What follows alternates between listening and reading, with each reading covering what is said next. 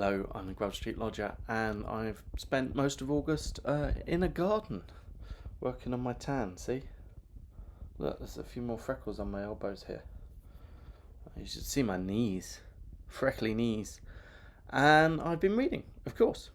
So let's get on. The first book I've read is called Anthony Adverse by, I never remember his name, Hervey Allen. And I'd not heard of it, but it was a big deal when it came out. Such a big deal that there's actually this sketch from the 1930s about how hard it is to get a copy. Anthony Adverse, please. I'm sorry, I just saw the last copy. Oh, I'm so disappointed. I've heard so much about Anthony Adverse, I can hardly wait to read it. It's selling so fast, it's difficult to keep it in stock. But I'm expecting another shipment tomorrow. Save me a copy, would you please? Yes, of course. So, very big deal, and indeed a very big book. Here's the book. It's in 2 volumes. Confusingly, the story is split into 3 volumes inside it. So this one has 2 of the volumes and this one has the 3rd volume. However, the page count just carries on from this book to this book. And if we look here, it's got 1,224 pages, which is, I believe, 24 pages more than the new J.K. Rowling detective novel. And more than the Bible. So yes, a very, very big book, but surprisingly not very epic. It's longer than Lord of the Rings. I'm not a big fan of Lord of the Rings actually, but I'm more of a Gormenghasty kind of person. But you can definitely say Lord of the Rings is epic. There's loads of things happening, lots of different plots, lots of people going off in different places, whole civilizations and histories and mythologies and stuff. And this has none of that really. It follows one person, Anthony Adverse. There's a little chunk before he's born to set up the mystery of his birth, which we know but he doesn't.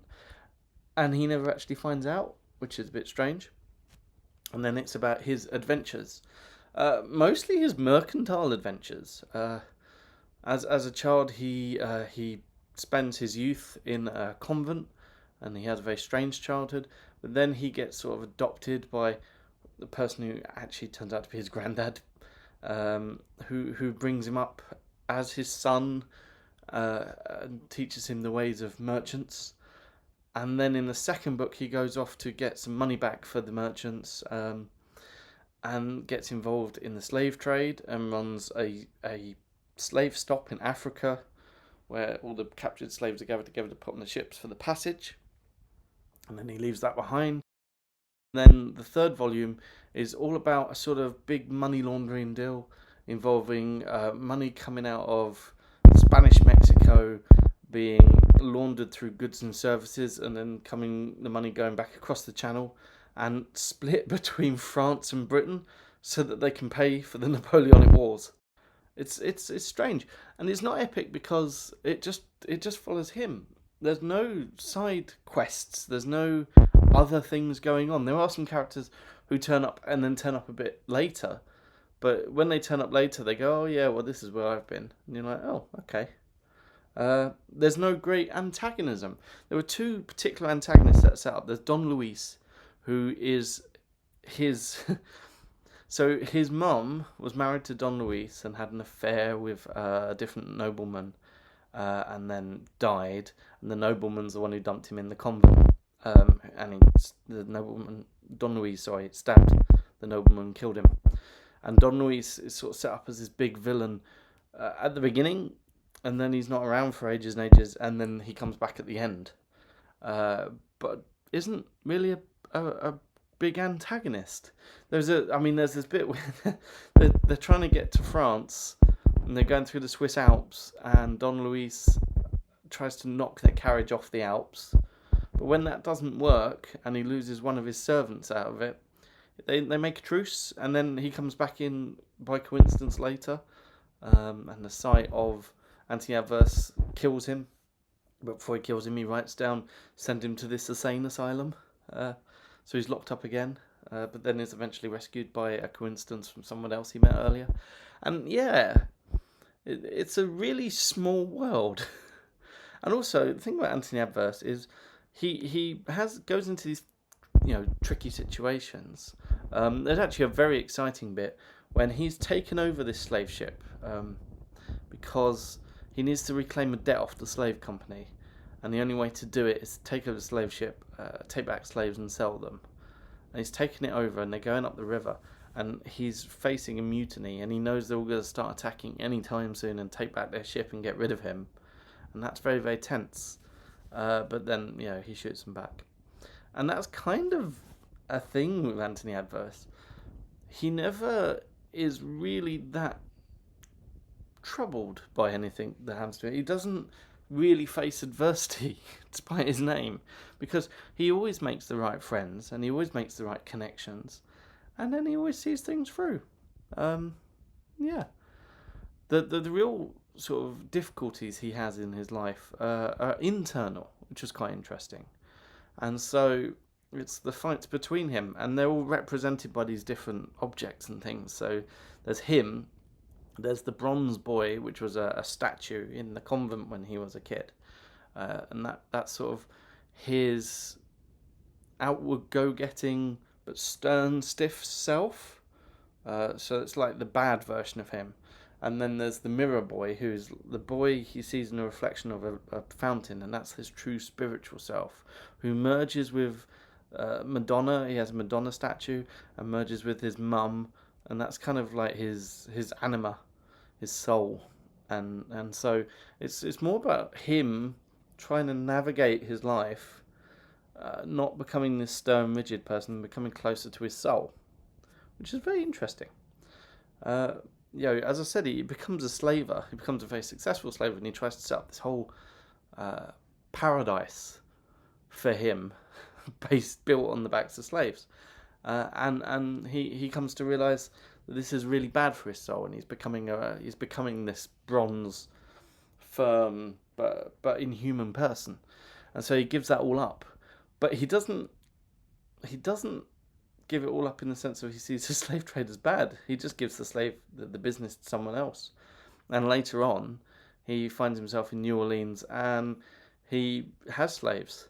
So he doesn't learn anything, and he builds another paradise in New Orleans, and that burns down with his wife and child in it, which I called. I said that was going to happen, because he was about to go to a meeting, and they went, "Oh, this is funny. The door of the nursery jams, and sometimes." And he says, "Oh, I'll sort it out when I get back." And off he goes. It's like, "Oh, that house is burning down, and they're going to be inside the nursery," which is exactly what happened.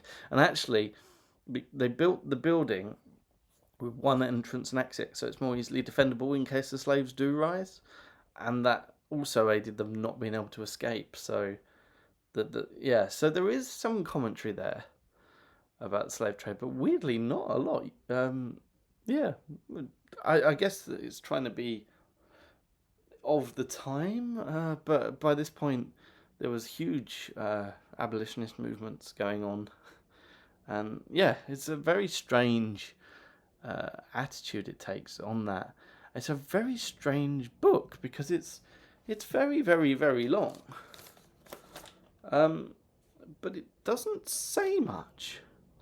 He does occasionally have these, who am I? Am I the bronze boy, or am I, the water soul person? He tries to connect with his soul. And after he loses everything, he becomes a better person, and he connects with people. And then he connects with the third of his three love interests, who's come back. He connects with all of those. He has kids with all of those as well. And they live in a little village, and they live within small means and modest, and that's him finding the right balance between his soul person and this sort of go-getter, will on the world kind of person. And at the end of this epic, he dies like a chump. His daughters and his wife go off to a birthday party, and he decides to cut a tree down, but the tree's got a stone in it, so the stone deflects his axe, and it drives straight into his groin, and he dies by being bled out by the groin. And that is the end of our hero, who we've been following for 1,200 pages. So there you go. It's a strange old book, because it's not unentertaining. You're reading it, it's perfectly interesting, but it's very much less than the sum of its parts. It has all these words, and a few little impacts as it's going along. Oh, that's interesting. Or, oh, why didn't it say more about the slavery? And you learn quite a bit about dodgy financing in the Napoleonic Wars, and you meet Napoleon a few times, it's a really interesting balance because he's very impressive, but he's also a small, weak, pathetic man at the same time, and there's a huge sort of piss take of him for his dream of almost like a second Roman Empire. Yeah, anti-adverse. I don't recommend it just because it takes such a long time to read it, and it doesn't do much with all that. But it was interesting enough as I was reading it. So there you go. That's Anthony Adverse. The next book I read was What Blest Genius by Andrew McConnell Stott. And this is by the guy who wrote the Grimaldi biography I read earlier on in the year. And then I saw he'd written one about the Garrick Shakespeare Jubilee, and I thought, well, this is the man who can tell this story. And I was right. It was a very, very, very, very entertaining book. It was good fun. So the Garrick Jubilee was this thing where Garrick essentially supplanted all of London to Stratford-upon-Avon and tried to put on this big show to celebrate it was celebrate the 200th birthday / death day, or one of those, can't remember now, of Shakespeare. Though it was a bit late, so it didn't. And it was supposed to happen every 7 years, that's why it was the Jubilee, but that didn't happen either. And everything went wrong. So what happened was Stratford-upon-Avon had built a new town hall, and there was a niche there for a statue of Shakespeare. But they didn't want to pay for it themselves. They thought, well, we can hit up Garrick. He's a famous actor. He's made his whole career being, the revivifier of Shakespeare. And Garrick was like, yeah, I'll buy you a statue and a painting. But I'm coming to say an ode to dedicate it. And actually, while we're at it, why don't we have this big festival? And it really was like a festival, fire festival. So why not? We'll build this temporary rotunda, and we'll have these transparencies, like see-through paintings with lights through them, so they glowed, and we'll have a big parade of Shakespeare characters. Weirdly, no Shakespeare plays being performed in the Shakespeare Jubilee, but there you go. And we'll have a ball and a masked ball and all of this. We'll have big communal breakfast and lunch, and we'll eat a big turtle, which apparently tastes like beef. And all of this, it'll be great. So they weren't very well prepared.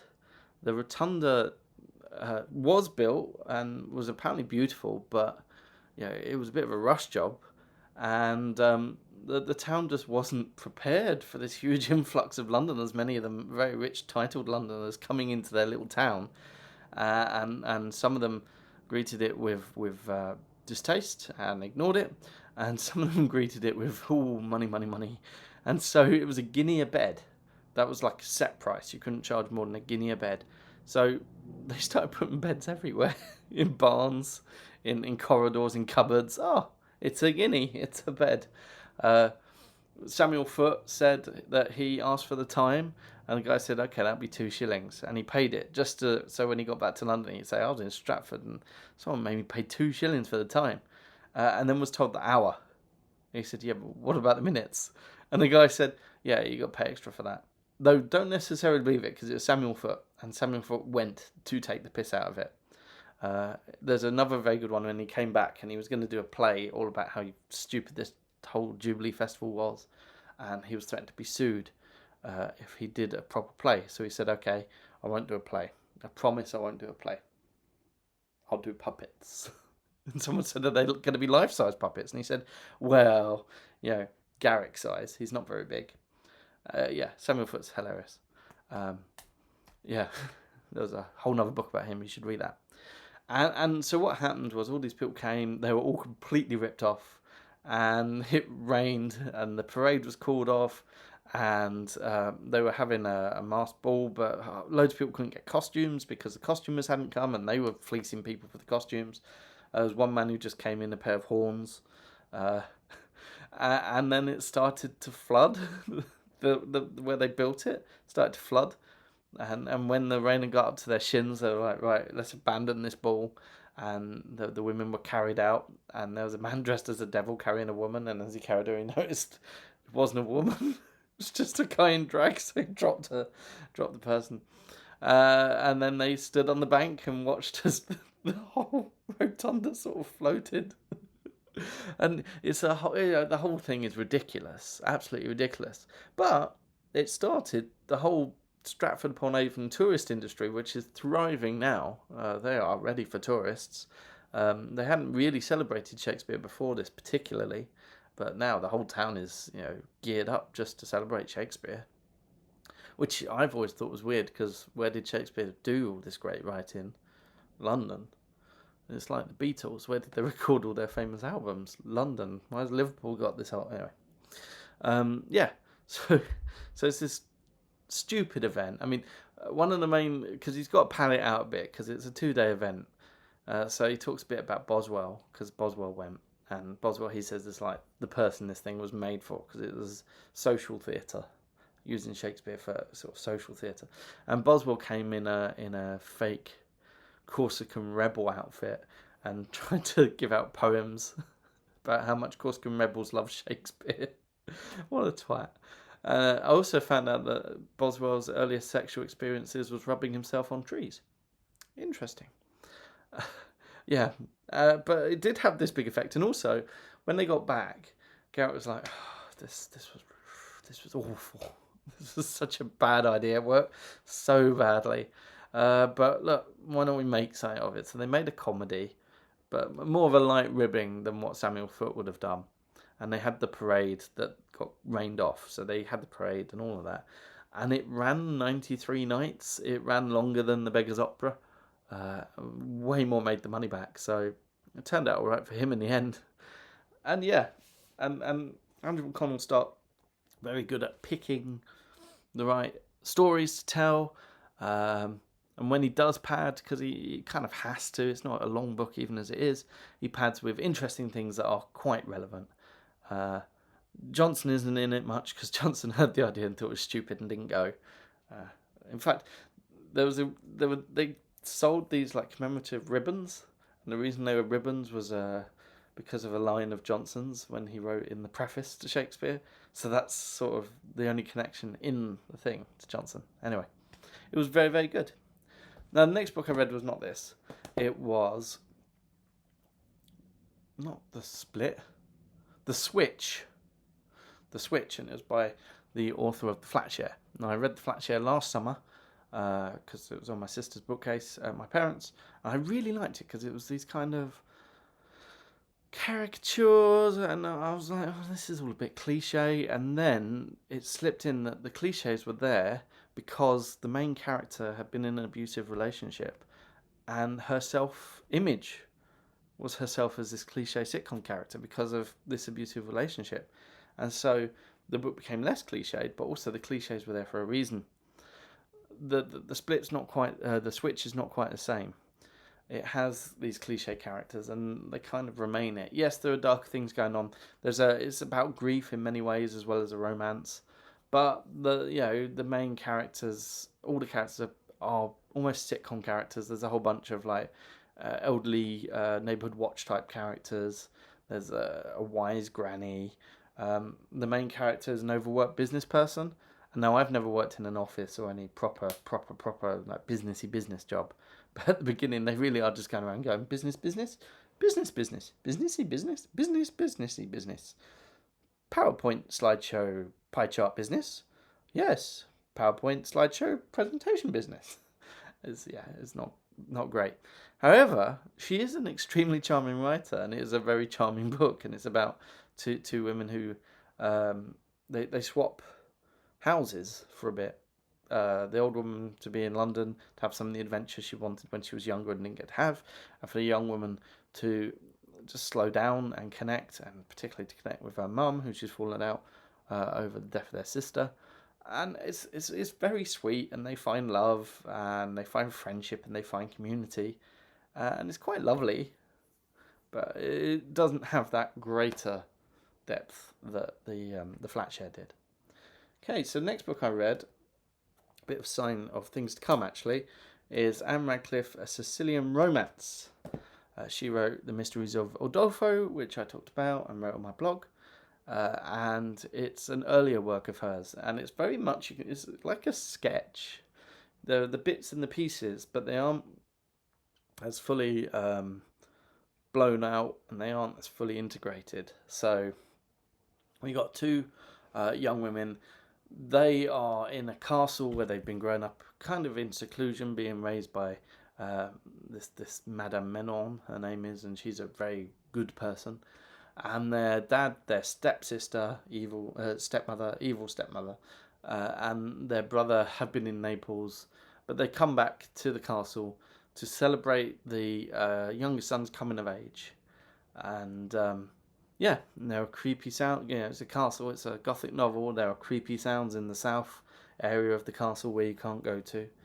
And I called the mystery in about 20 pages, and then about 200 pages I was confirmed in my calling of the mystery. Spoilers now for a several hundred-year-old book. The first wife is not dead. She's been locked in the castle. Yeah, so not even a very difficult mystery to call. All locked up first wife. Gothic novel. What a surprise. And there are banditti. There isn't a lot of grimness in it. I like it more when there's like horrible stuff in these books. Mysteries of Udolpho, where she's locked in the castle and the castle's full of banditti, and her guardian is like the king of the bandits, and all this is way more fun than this, to be honest. There is a bit where they go into the bandits' secret corpse room where they dump corpses, but on the whole it wasn't as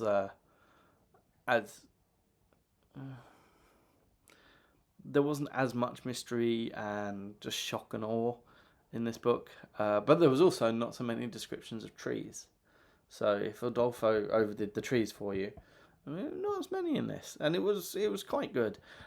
It's weird. I said that it was two daughters, Amelia and Julia.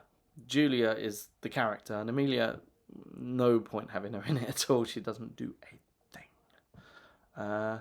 Yeah, it was alright, and it's gothic novels, and I'm going to read quite a few gothic novels within the next month or two.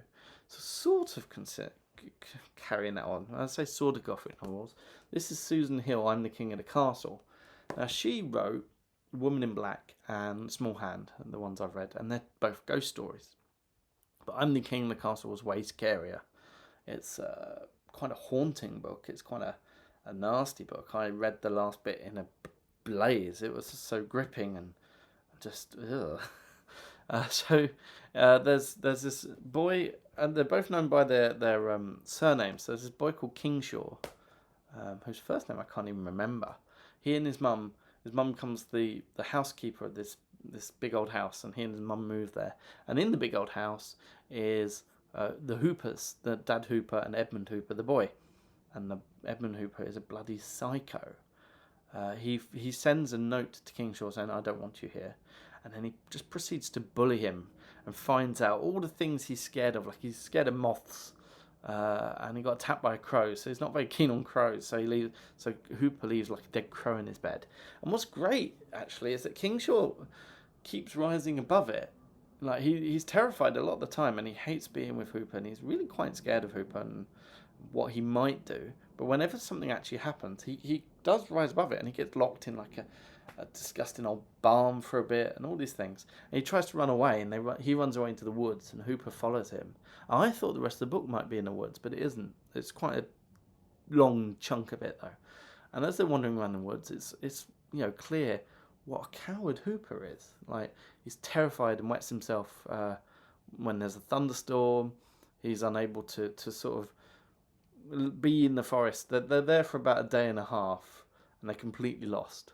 But Kingshaw manages to get by and realizes he has this internal strength. And I think, okay, he'll be able to, get through all this. And also, like, when Hooper bashes his head, when he's tied himself to string and he's trying to, Ariadne his way out. And then when he comes back and sees that Hooper's bashed his head and is laying in the stream, he quickly gets him out and pumps the water out and gives him some aspirin, and who looks after him. There's then after that, there's a scene at a castle ruins, and Kingshaw loves climbing, so he climbs as high as he can, and Hooper tries to follow him, and then is terrified of heights. And again, Kingshaw tries to help Hooper, but whenever Hooper's not terrified of something, he is. He's horrid. He's really unpleasant, and the book has a very unpleasant ending. And that was the books I read in August.